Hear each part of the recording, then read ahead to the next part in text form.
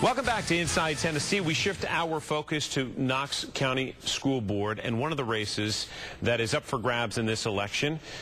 We featured Gloria Deathridge in District 1 a couple of weeks ago. With us, her opponent who couldn't make it that day but is with us now, Marshall Walker. Welcome this morning. Thank you for being here. Thank you very much. Let's lead off with why you're running for this seat. I am running for this seat because I feel that educationally and professionally, I have more experience. For example, I'm a Knoxvillian. I grew up in District 1. I actually went to schools in District 1, graduated from Fulton High School, attended Florida A&M as a student athlete, tore up my knee, career-ending injury, and transferred to UT.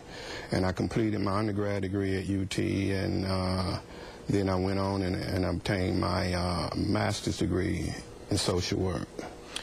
One of the things that has been a real topic of conversation is the treatment of teachers in the district, and that conversation going on with the administration. Where do you fall as far as saying the administration, and I'm speaking in particular of the superintendent, being more active, engaging teachers? What kind of grade would you give him on his performance? Let me say it like this. A lot of the concerns that the teachers have, I can understand and I can relate to. One particular reason is because I've always said it, not just today, that I felt that there is an appearance of a reverse order of an organization, and that it appeared to me that the superintendent was the employer and the school board is the employees. And that is a major reason for a lot of communication that's coming from the teachers, from the schools, to the school board, because I know for a fact that they intentionally designed a buffer, you know, between the community and the schools and central office and the school board, and that is something that I really would look at strongly. I feel that there's a lot of other board members that are running that feel the same way, that there's a major change that should take place with the chain of command. Well, Marshall, let's just ask the question, because we've asked it of almost every school board candidate. Given the opportunity, would you vote to retain or fire Dr. McIntyre as Knoxville School Superintendent?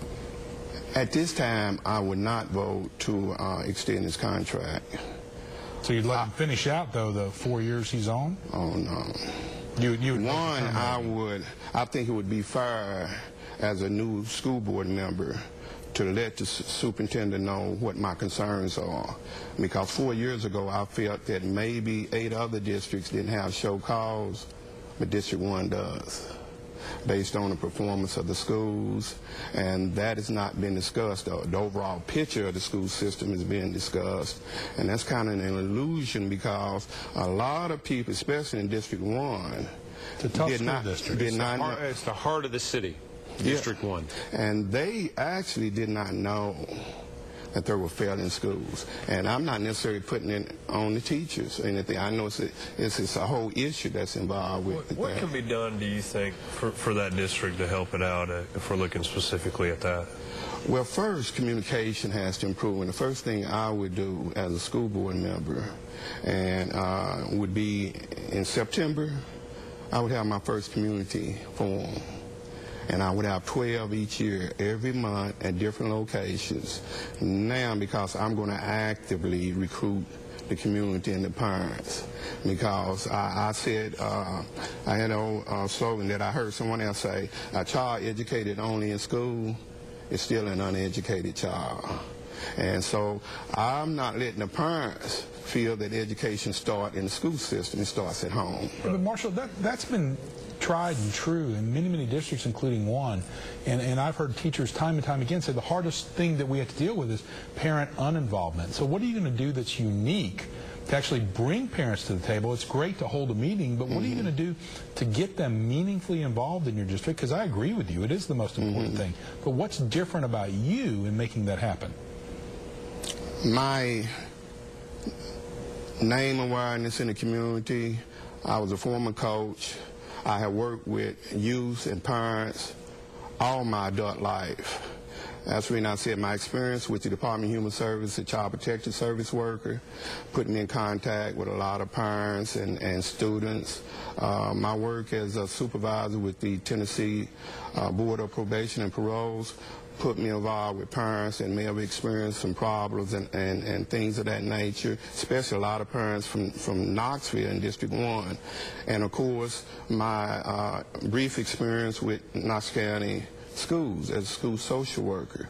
So I feel that even now I can feel the parents moving and gravitating towards me and my experiences, but they still, you know, what I'm getting is that they have been so defeated or so they've lost a lot of trust in the school board, and that I should that I could have a good chance in changing their attitude about the school. John, can I ask one quick question? Sure. Are you for school choice and vouchers or not? Yes or no? No. Okay. Mr. Walker, we're going to have to leave it there. Appreciate your time very much. Thanks for being here. We're back with our talk around right after this.